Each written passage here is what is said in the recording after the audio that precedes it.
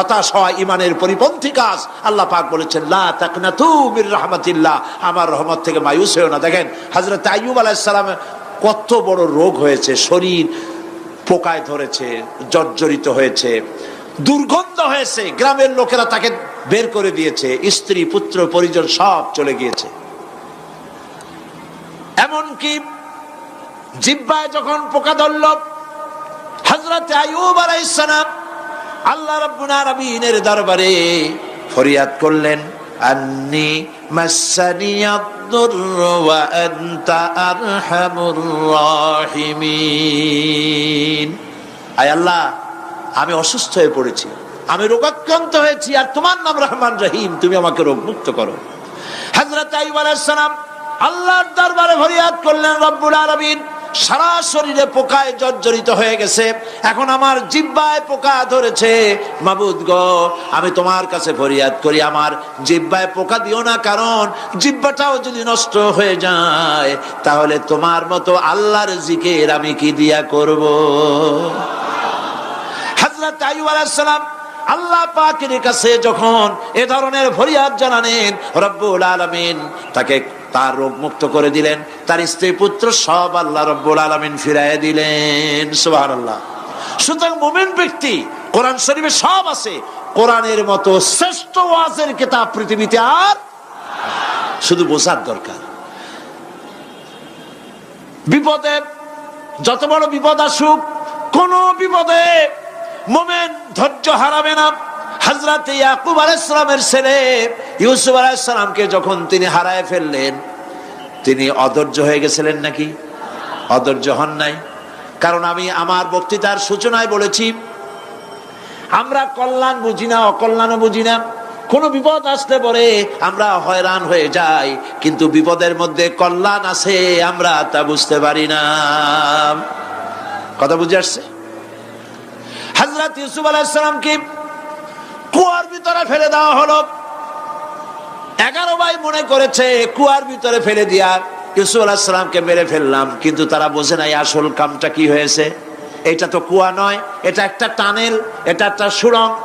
একদিকে কেনান হলো তার এক মুখ, ওই সুড়ঙ্গের এক মুখ হলো কেনানের। কেনান ইউসুফ আলাইহিস সালামকে ফেলে দেওয়া হলো কুয়ার ভিতরে মারার জন্যে, কিন্তু আল্লাহ পাকের ইচ্ছা ইউসুফ আলাইহিস সালাম মরবে না। এই টানেলের অপর প্রান্ত মিশরের সিংহাসনের টানেলের এপার দিয়া ইউসুফ আলাইহিস সালামকে ঢুকালেন, অপর প্রান্তে মিশরের সিংহাসনে ইউসুফকে আল্লাহ বসায়া দিলেন। হযরত ইয়াকুব ছেলের জন্য অধৈর্য হলেন না। যখন তিনি খবর পেলেন ছেলে বাঘে খেয়ে ফেলেছে, তিনি তখন বলেছেন, ফাসাবুরুন জামিলুন আসাল্লাহু আইয়াতিয়ানি বিহিম জামিআ ইন্নাহু হুয়াল আলিমুল হাকীম। ফাসাবরুন জামিল, আমি উত্তম ভাবে ধৈর্য ধারণ করলাম, এবং আমি বিশ্বাস করি আল্লাহ রাব্বুল আলামিন আমার হারানো সবকিছু আমাকে ফিরাই দিবেন। বহু বছর পর যখন হযরত ইউসুফ আলাইহিস সালাম প্রেসিডেন্ট হয়েছেন মিশরের, 11 ভাই গেল সেখানে সাহায্য আনার জন্য। সেই ঘটনা তো শোনাবো না, এমনি বলে যাচ্ছি। এরপরে তিনি তাদেরকে পরিচয় দিলেন, ওরা ভয় পেয়ে গেল। তিনি বললেন, ভয়ের কোনো কারণ নাই, লা তাসরিবা আলাইকুমুল ইয়াউম, আজকে আমি কোনো প্রতিশোধ তোমাদের নেব না। সুবহানাল্লাহ। এর নাম পয়গম্বর, এর নাম কি? আল্লাহর নবী। আমি আজকে কোনো প্রতিশোধ তোমাদের নেব না, তোমরা যাও। পিতার অবস্থা তিনি জানলেন, কাঁদতে কাঁদতে পিতার চোখ দুটো নষ্ট হয়ে গেছে ইয়াকুব আলাইহিস সালাম। হযরত ইউসুফ আলাইহিস সালাম বললেন, যাও। নিজের জামাটা খুললেন, গায়ের জামা খুলে বললেন, ভাইরা আমার এই জামা নিয়ে যাও, আর আমার আব্বার চোখের উপরে এই জামাটা রেখে দিও। ছেলেরা যখন হযরত ইউসুফ আলাইহিস সালামের জামা নিয়ে মিশর থেকে রওনা করেছে, গল্প নয়, উপন্যাস নয়, আল্লাহ পাকই কোরআন শরীফে সূরা ইউসুফে বলেছেন, জামা নিয়ে মিশর থেকে রওনা করেছেন। কোথায় মিশর আর কোথায় কেনান? কেনানে বসে হযরত ইয়াকুব আলাইহিস সালাম বলছেন, তোমরা যদি আমাকে মতিভ্রম পাগল যদি মনে না করো, তাহলে একটা কথা বলি, আমার নাকে এখন আমি ইউসুফের গন্ধ পেতেছি। সুবহানাল্লাহ। তোমরা যদি আমাকে মতিভ্রম না করো তাহলে আমি বলি আমি কিন্তু ইউসুফের গন্ধ পেতেছি। সুবহানাল্লাহ।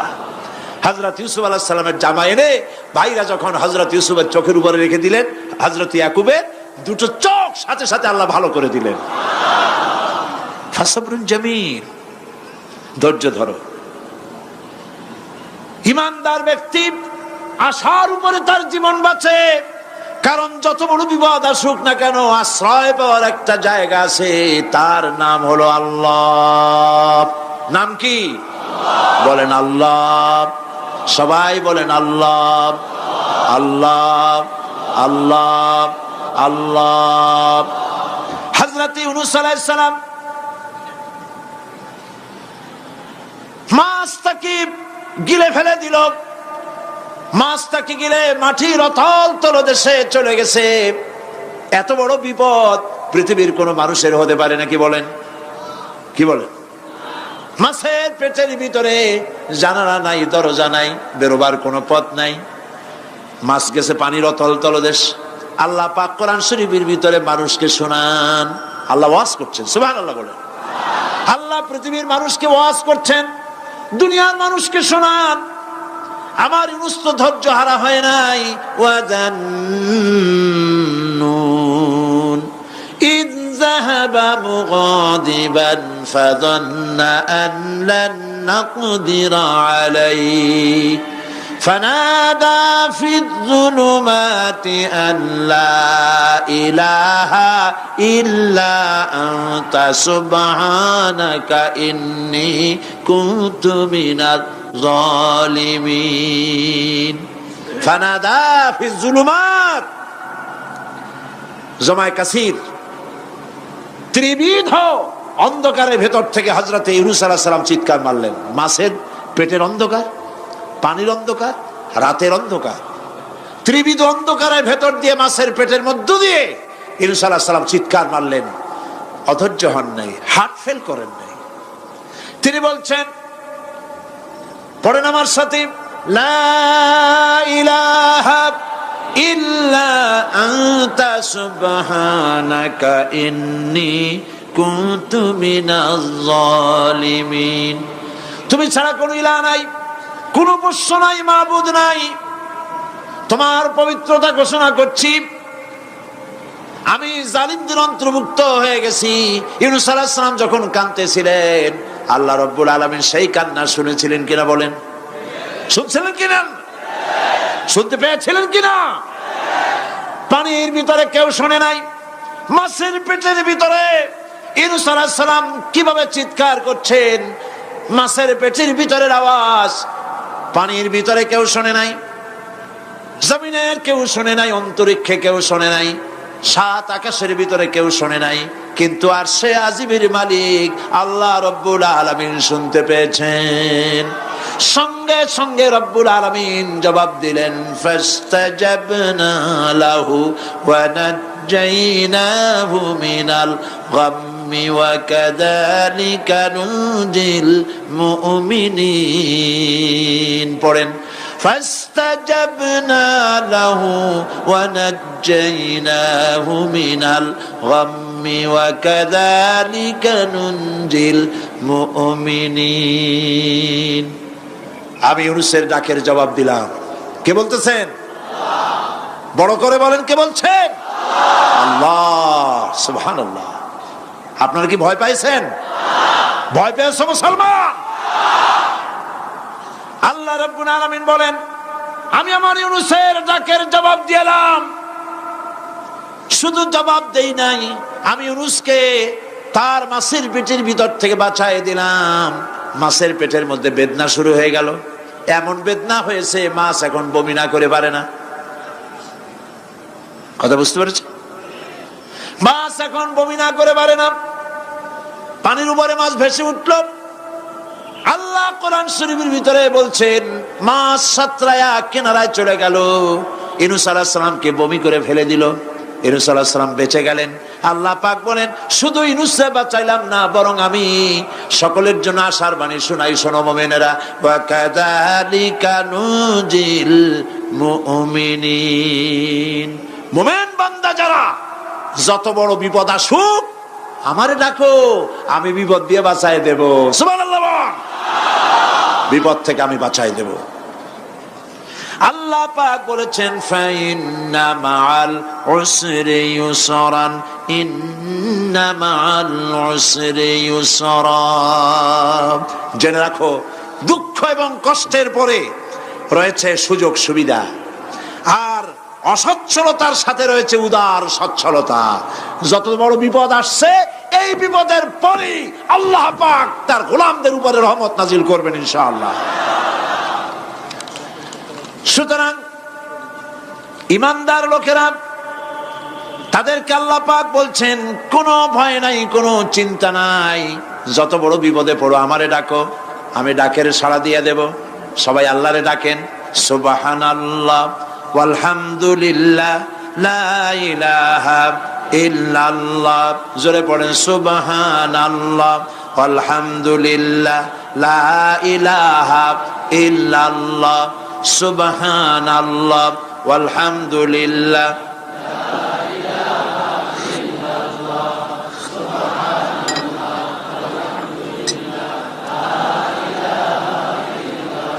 লা ইলাহা ইল্লাল্লাহু মুহাম্মাদুর রাসূলুল্লাহ। আল্লাহর উপর ঈমান আনলে যত ফায়দা হয় এত ফায়দা দুনিয়ায় কোথাও নাই। সুবহানাল্লাহ। আল্লাহর উপর ঈমান আনার ৫ম নম্বরের ফায়দা কয়টা বলছি? 5টা বলছি। আপনাদের অসুবিধা হচ্ছে নাকি? তাড়াতাড়ি শেষ করতেছি। 6টা বলবো, এ হলো ৫ম নম্বর। তারপর আমরা দোয়া করব। দোয়ার দরকার আছে কিনা এই সময়? ৫ম নম্বরে আল্লাহর উপরে ঈমান আনলে পরে আরেকটি বড় ফায়দা, সেটা হলো কঠিন এবং কঠোর বিপদে আল্লাহ পাক তার মধ্যে অবিচলতার এবং ধৈর্য ধরার তৌফিক দিয়ে দেন। সুবহানাল্লাহ। যত বড় বিপদ আসুক সেই বিপদে মুসিবতে আল্লাহ পাক মুমিনদেরকে আল্লাহর উপরে নির্ভরতা শিখায় দেন। সুবহানাল্লাহ। কারণ মুমিনদের জানা আছে যে ঈমানদারদের বিপদ নতুন কিছু নয়, একেবারে আদম আলাইহিস সালাম থেকে শুরু হয়ে আসছে, ঠিক কিনা? আদম আলাইহিস সালামের বিপদ হয় নাই? আদম আলাইহিস সালামের বিপদ কি? শয়তান। তার বিপদ কি? শয়তান ছিল বিপদ। প্রত্যেক নবীর সময়ই মানুষের নবীদের কষ্ট দিছে, দেয় নাই? বিশ্বকবি ইকবাল বলেছেন, সতীজা কা রহা है अज़ल से ता इमरोज, सतीजा का रहा है अज़ल से ता इमरोज, चरागे मुस्तफा भी से शरारे बुलहबीस। আবহমান কাল থেকে শুরু করে মুহাম্মদ সাল্লাল্লাহু আলাইহি ওয়াসাল্লামের চারাগকে, নূরকে, ঈমানকে, ইসলামকে নিভায় দেওয়ার জন্য আবু জাহেলের গোষ্ঠীরা চিরকাল চেষ্টা করেছে। সব চেষ্টা কর্পূরের মতো উড়ে গেছে, মুহাম্মদ সাল্লাল্লাহু আলাইহি ওয়াসাল্লামের চারাগ টিম টিম করে জ্বলতে রয়েছে।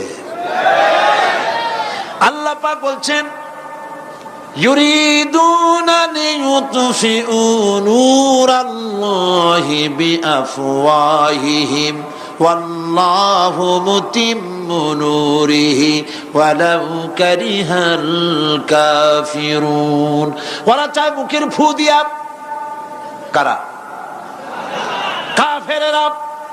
ইসলাম সহ্য করতে পারে না যারা, ওরা চায় মুখের ফু দিয়া আমার আলোটাকে নির্বাপিত করে দেবে।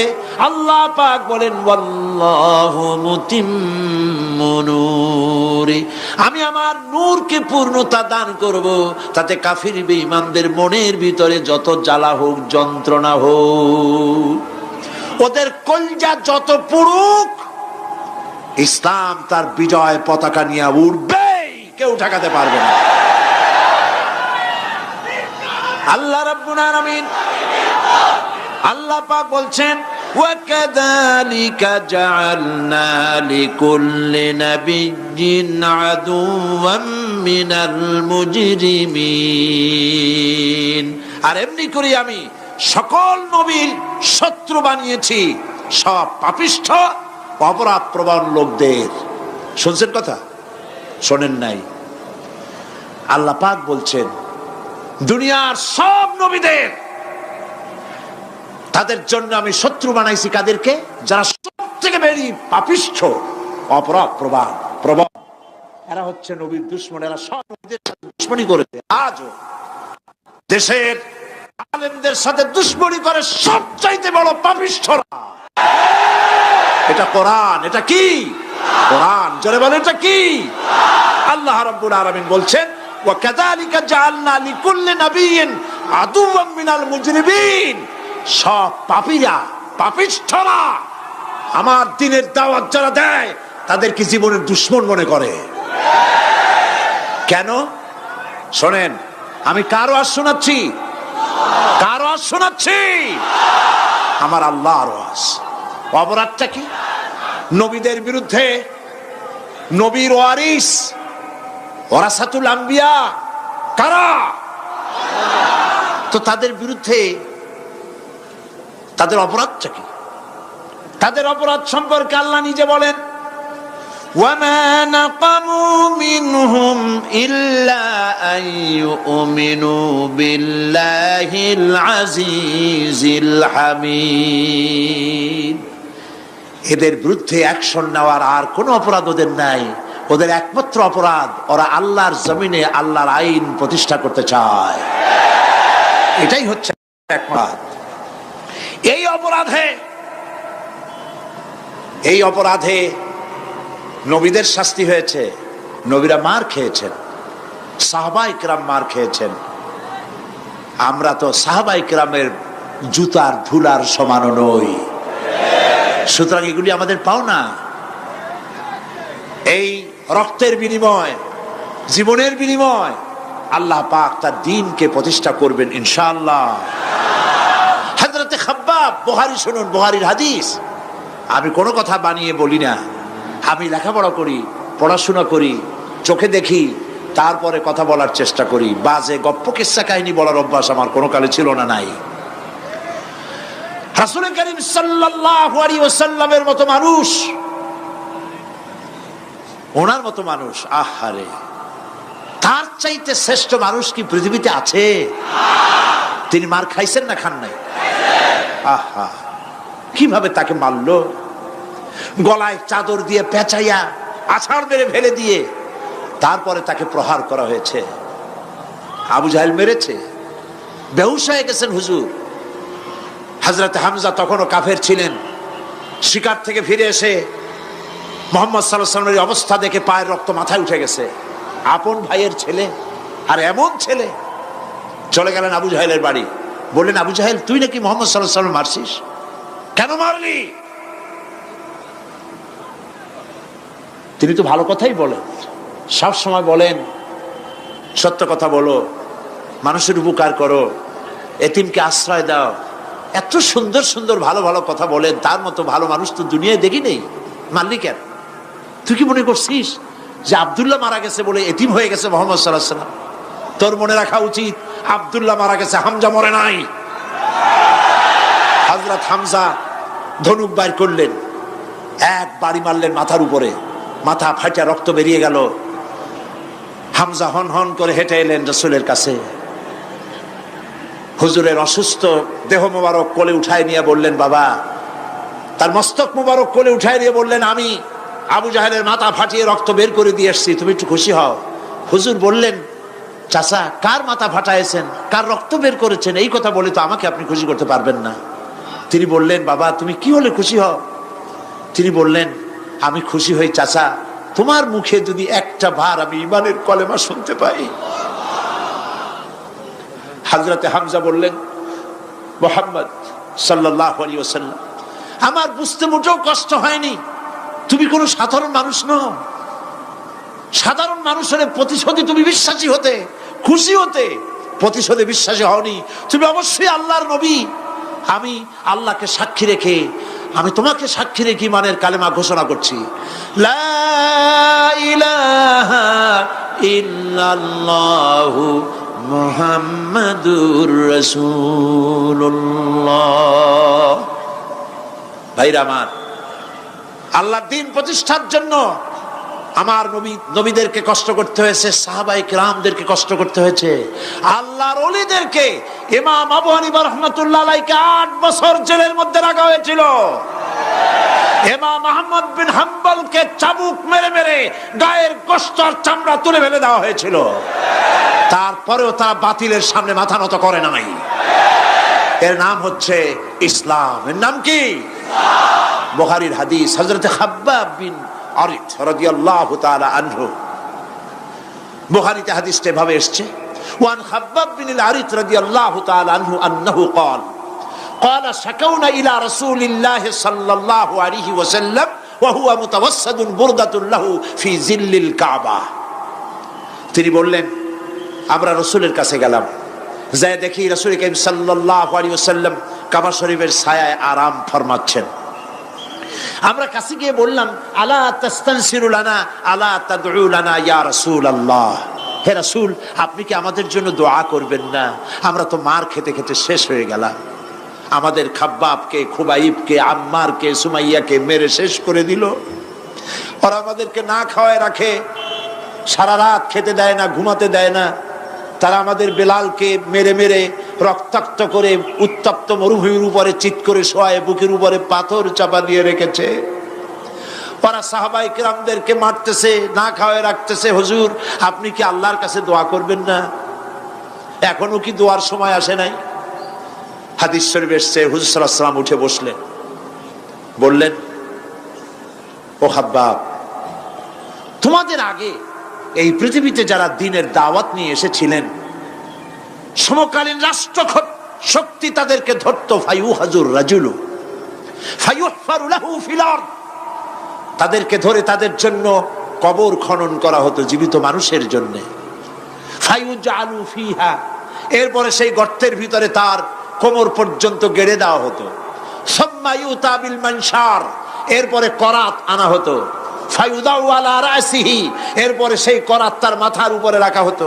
ফায়ুজআলু নিসফাইন, করাত দিয়া ঘষে ঘষে চিরে চিরে জীবিত মানুষকে দ্বিখণ্ডিত করে ফেলে দেওয়া হতো।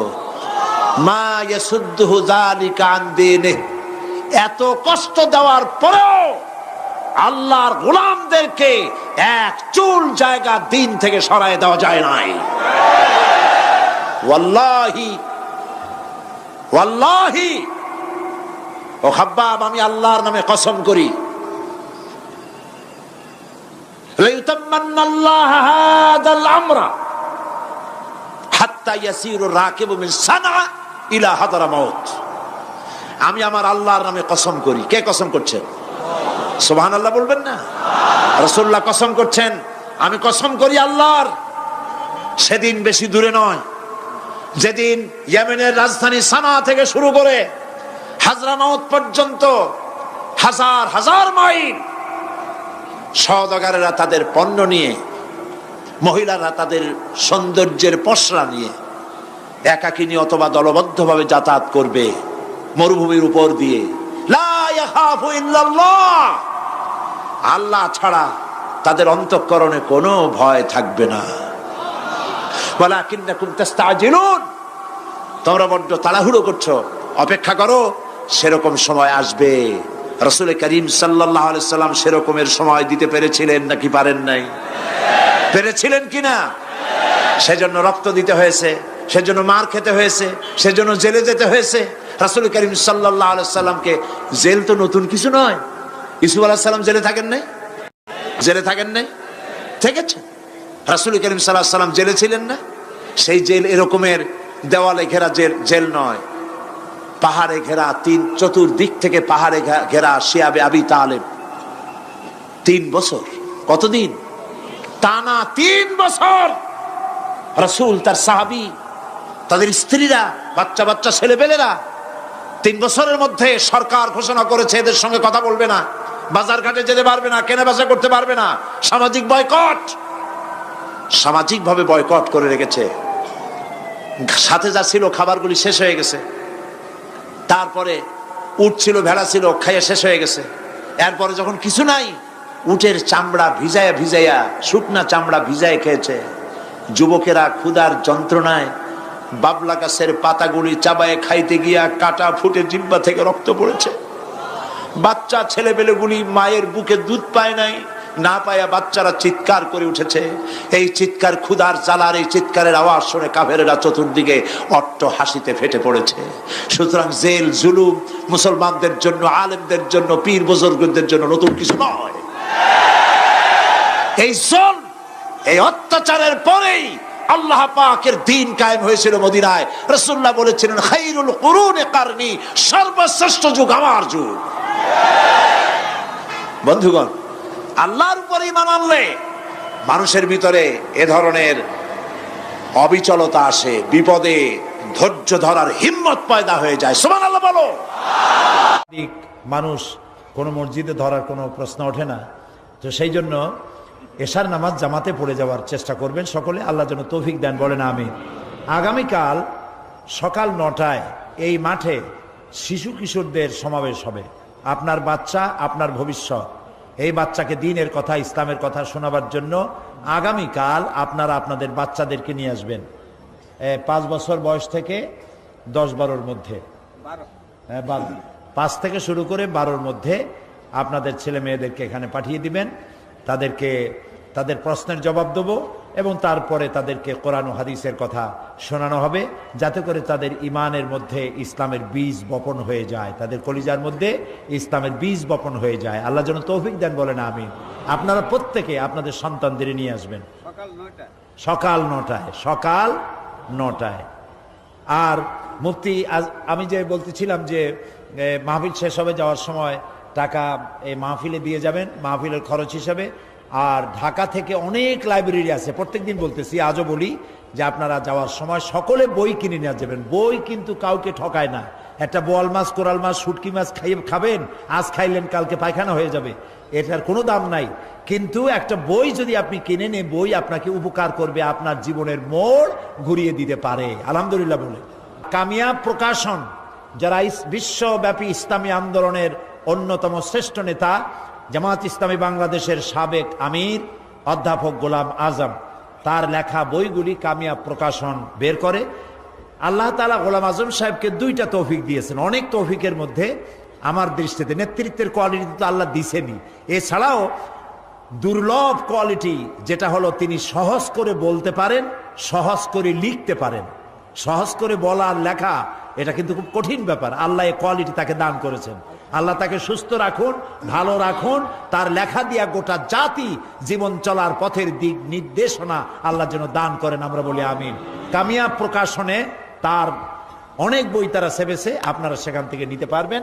আর সর্বশেষ কোরআন শরীফের তাফসীরের সেই কথাটা আমি বলবো এই কারণে যে সূরা লোকমানের মাত্র 2টা রুকুর তাফসীর করেছিলাম এই মাঠে, এইখানে। আর প্রায় অর্ধশত হিন্দু, খ্রিস্টান, বৌদ্ধ, মুসলমান হয়ে গিয়েছিল। সুবহানাল্লাহ। এর মধ্যে যাকাতের কথা আছে কোরআনের এই সূরা লোকমানের মধ্যে, মা বাপের খেদমতের কথা আছে, শিরক এবং বেদাতের কথা আছে, যা একটা জীবনকে সুন্দর পথে পরিচালিত করতে সক্ষম।